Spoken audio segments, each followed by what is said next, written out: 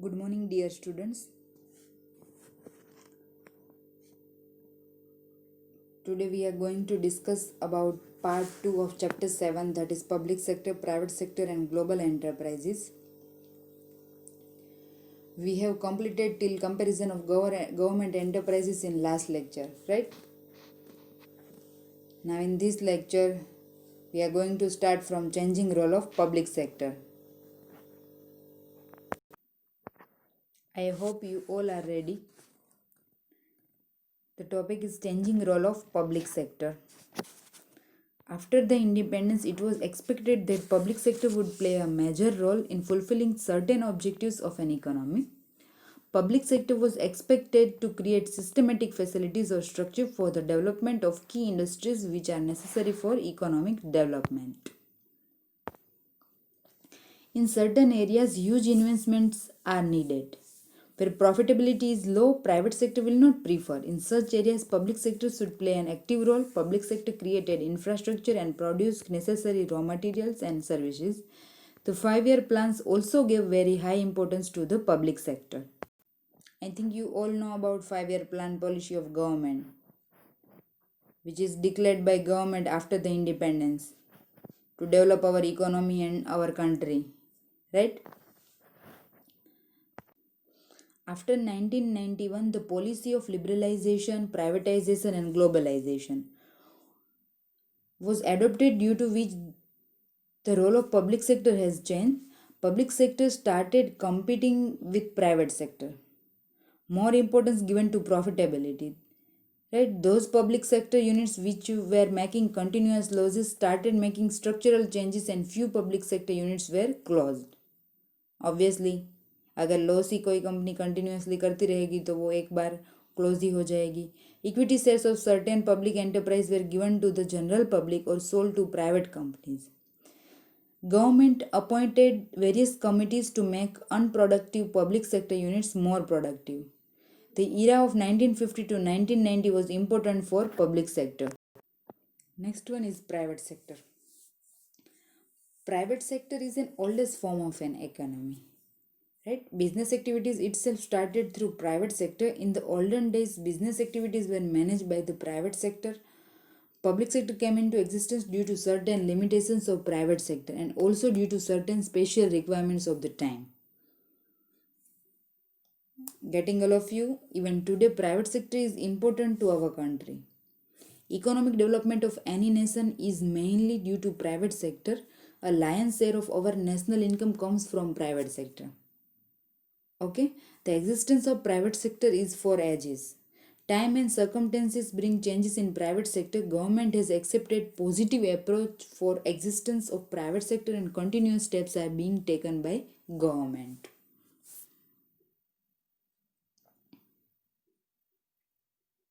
When any business is managed by one individual or group of individuals with the objective of earning profit, it is known as private sector. The main motive of private sector is profit maximization, right? Now we discuss in detail private sector. The first feature of private sector is the oldest form. Private sector is the oldest form of business units. The existence of business started with private sector, and even today private sector is a very important entity in our economy. Okay. Then second is a big share in the economy. Private sector occupies an important place in India's economy. It is difficult to imagine economy without private sector. Okay, so it is a essential characteristics of private sector, a big share in economy. Third one is changes according to the requirement. Private sector since its inception has been open to changes on the basis of time and circumstances. जैसे जैसे requirement change होती रहती है उसी हिसाब से private sector में change आते रहते हैं, right. Then fourth one is priority to profit and acceptance of social responsibility. You all know about what is the main motive of private sector, that is profit maximization. Okay, and acceptance of social responsibilities. The main objective of private sector is profit but also accepted social responsibilities. Along with this, environmental protection, women empowerment, literacy, etc. These all are some of the social obligations which have been accepted by the private sector. So along with profit, social responsibility also have been accepted. Okay, then fifth is existence of private sector in all countries. Private sector prevails in one form or the other in all the countries of the world. Laws governing this private sector may be different in different countries. The existence of private sector is accepted by all countries. Okay, obviously. Then sixth is inclusion of multinational companies. Any business activity undertaken by a firm in more than one country is known as multinational corporation. It's called MNC. Okay. Multinational companies started more dominance in the 19th century. Many companies started producing and selling in more than one country, due to which the standard of living of the people improved across the world. Okay. Then employment generation. Private sector provides maximum employment opportunities to the people around the world even today. Due to the expansion of economic activities, people get more employment opportunities, leading to rise in people's income and standard of living. So, and these all are features of private sector. Oldest form, a big share in the economy, changes according to the requirement, priority to profit and acceptance of social responsibility, existence of private sector in all countries, inclusion of multinational companies, and employment generation. Right? Next topic is difference between public sector and private sector. Point of difference. First point of difference is ownership. In public sector, ownership lies with center or state or jointly owned by center and state government. Okay, in private sector, owned by individual or group of individual. Second, control. As it is owned by the government, it can be controlled easily by the government in public sector. But in private sector, through various laws, government can control the private sector. The main objective of public sector is welfare, but generally the main objective of private sector is profit. Fourth one is profitability. Due to government control, it is not keen for profit maximization. But in private sector is keen for profit maximization. Fifth is nature. Government department, public corporation and government companies are example of public sector. But in public sector, individual ownership, partnership, Hindu undivided family, cooperative society, joint stock companies, etc. are example of private sector.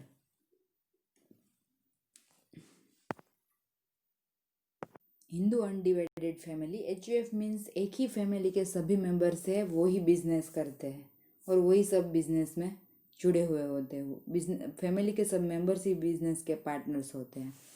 Right. Global enterprise. Any business unit where it expands its activities outside the political boundaries known as global enterprise. There are two types of global business enterprises: domestic enterprise and global enterprise. In this global enterprises, three types: international enterprises, multinational enterprises, and transnational enterprises.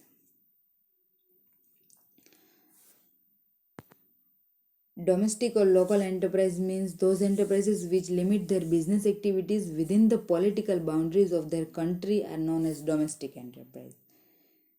I think it is clear, all of you. Normally, based on the country's business environment, their business policies are formulated. Second is global enterprise. When any business unit expands its business activities outside the political boundary, it is known as a global enterprise.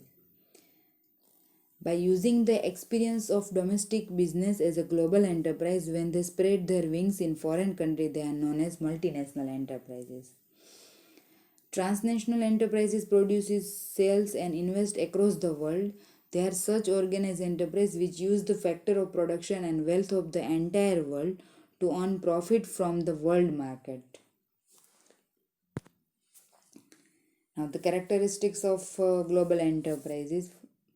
First one is business in more than one country.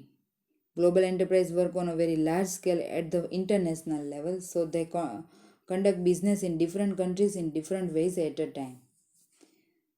Second, priority. Global enterprises give priority to regional aspects while making investment, production, and distribution. Okay, every country has different religion, social structure, economic and behavior setup, and global enterprise takes note of this, and accordingly business enterprises are expanded. Third is size and sales. The size and sales of global enterprise is huge. In most cases, the national income of some small countries are much lower than the sales of these global enterprises. Fourth, economic capability. Financially, global enterprises are very sound. Many a times they can afford to operate at negligible profit or can make losses also if needed to improve their market. As they have a very sound financial backing, so they can produce and sell on a massive scale. Obvious है कि अगर business है जैसे जैसे अलग अलग countries में उसका एस्टेब्लिश होगा और जैसे जैसे वो स्प्रेड होगा उस हिसाब से उसकी जो इकोनॉमिकली कंडीशन है वो अच्छी होती जाएगी. Okay, then fifth is political supremacy. Due to their economic power, their political reach is also strong. In many cases, they can influence the economic policy of the country by influencing the political leaders.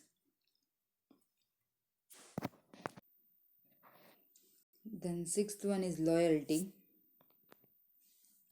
Global enterprises do business with number of countries, but many times they are not loyal to these countries. Their loyalty level is very high for their parent nation, obviously. Then seventh is emergence in developed countries.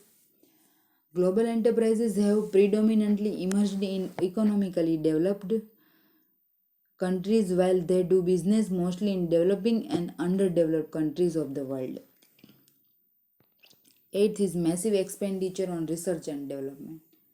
Global enterprises spend huge amount of money on research and development and improve their knowledge.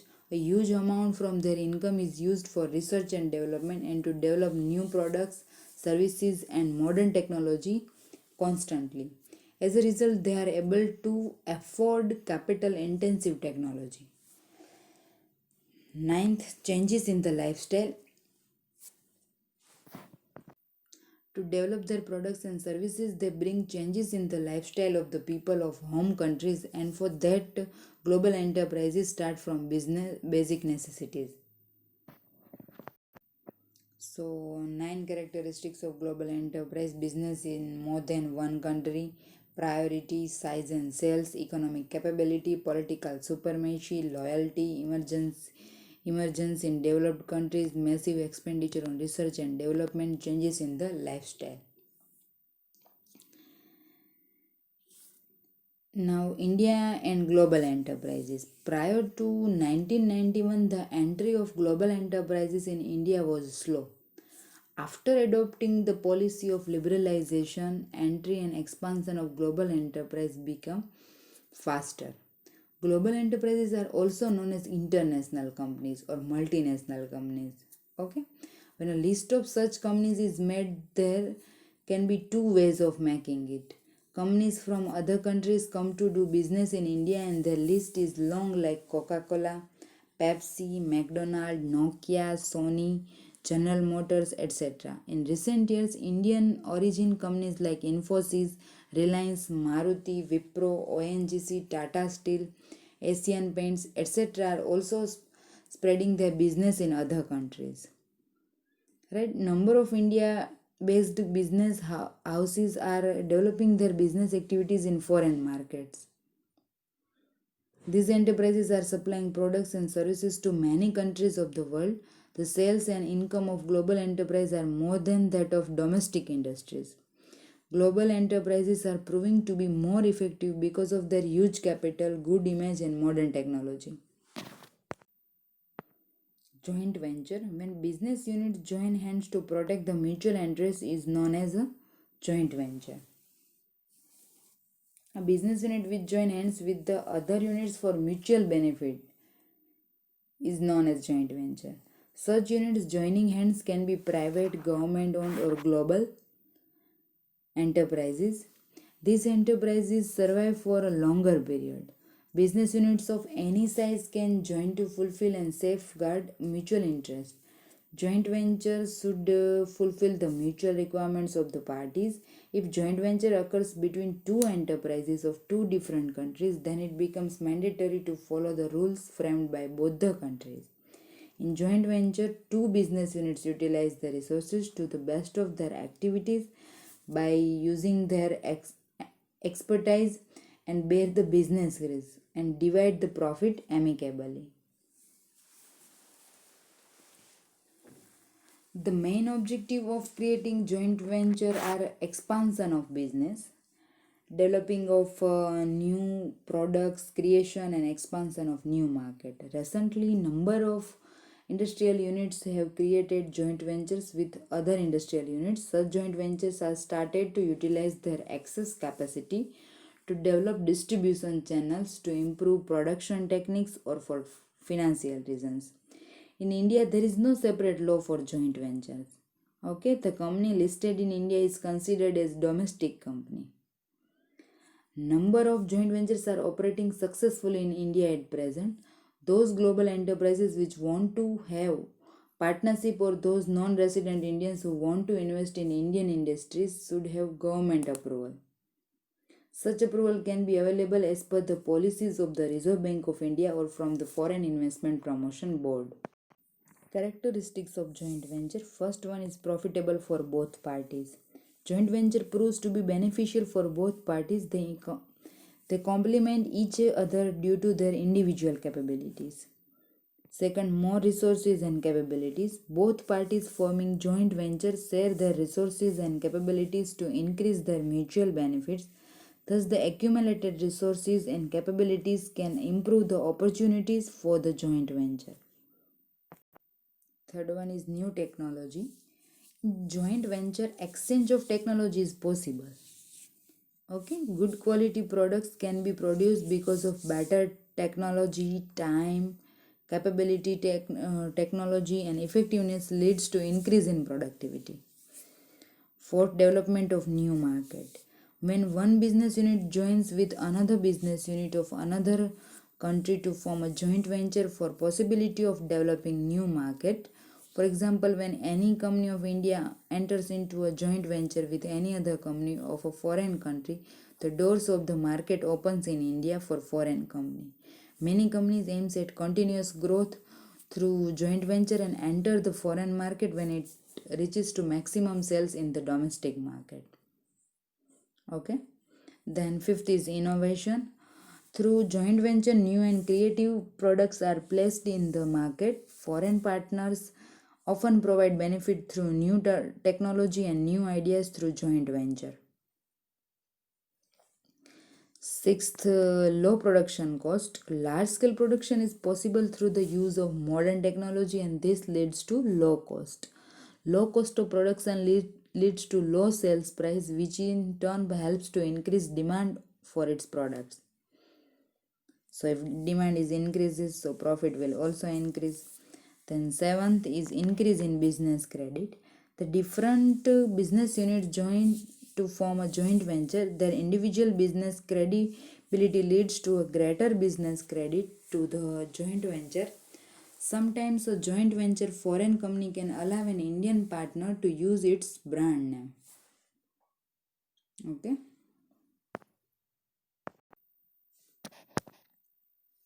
किसी किसी की ऐसी mentality होती है कि वो brand देख के कुछ भी परचेस करते हैं. तो अगर कोई ऐसी कंपनी है जो ब्रांडेड कंपनी के साथ म्यूचुअली वो साथ में मिलकर एक जॉइंट वेंचर का स्टार्ट करे, राइट, तो फिर क्या होगा, उसका जो ब्रांड नेम है वो यूज़ कर सकती है वो कंपनी और उसकी वजह से उसका जो सेल है वो बढ़ेगा. क्योंकि एक बार मार्केट में किसी भी कंपनी की वैल्यू अगर ज़्यादा हो गई तो फिर उसका वो कंटिन्यू रहता है, फिर उसको वो मेंटेन करना पड़ता है. पर एक बार जो ब्रांड मार्केट में अगर वो डेवलप हो गई और वो वेल नोन हो गई तो फिर उसका जो बेनिफिट है वो फिर मिलता रहता है लॉन्ग टर्म तक। Public private partnership.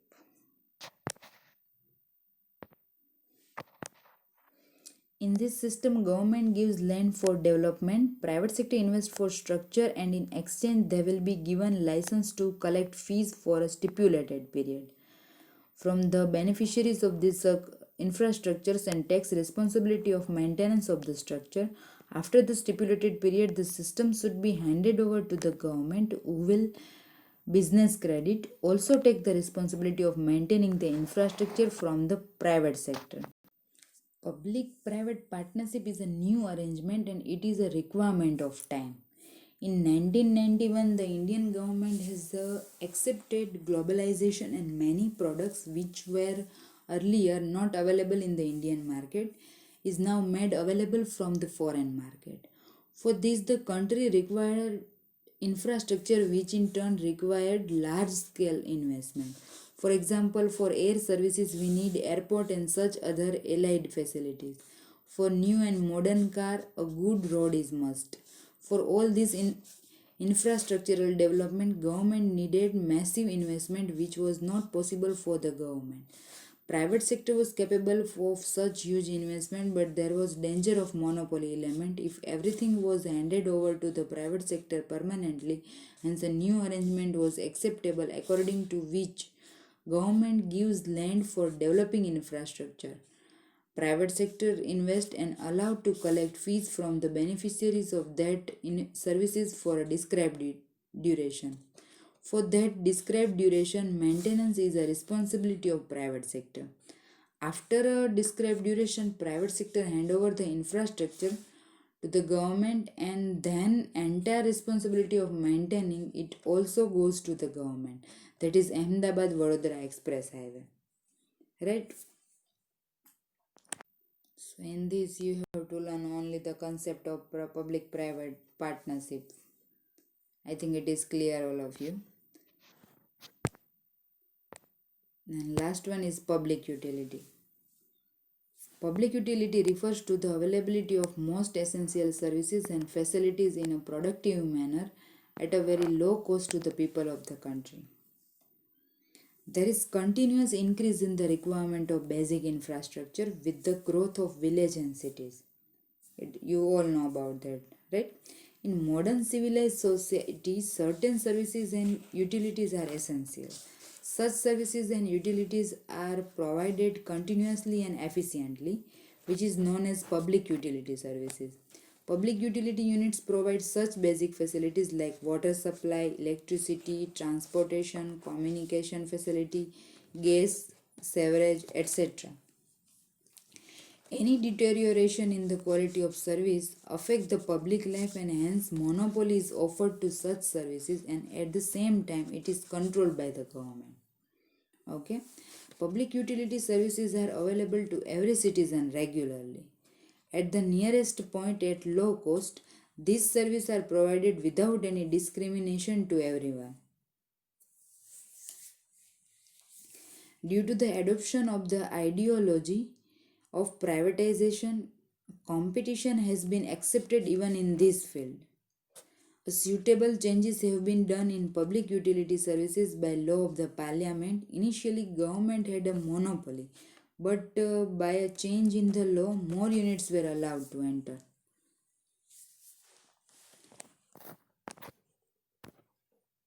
For example, telephone service is a public utility service. Initially, as per law, government has established separate department and had monopoly, but now by making changes in law, it accepted that telephone service can be provided by more than one company. Even after allowing competition in this field, government continues to control these private services providers to safeguard the interest of consumers and protect them from exploitation. The management of public utility service is taken care by village panchayat, taluka panchayat, district panchayat, nagarpalika and mahanagarpalika.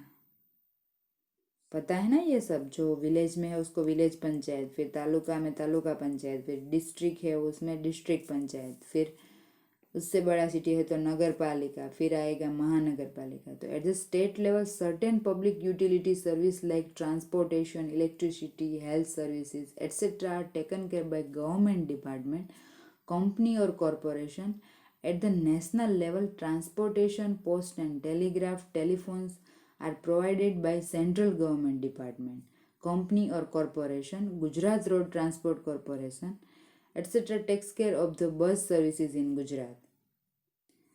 Thus, the objective of public utility service is to provide basic services to make life easier to the people, and due to such services, life becomes simple. Chapter 7 is over now. Public utility is the last topic of chapter 7. I hope you all understand and enjoyed well. If anyone want to ask any doubt, they can ask me in Zoom meeting, okay? Thank you.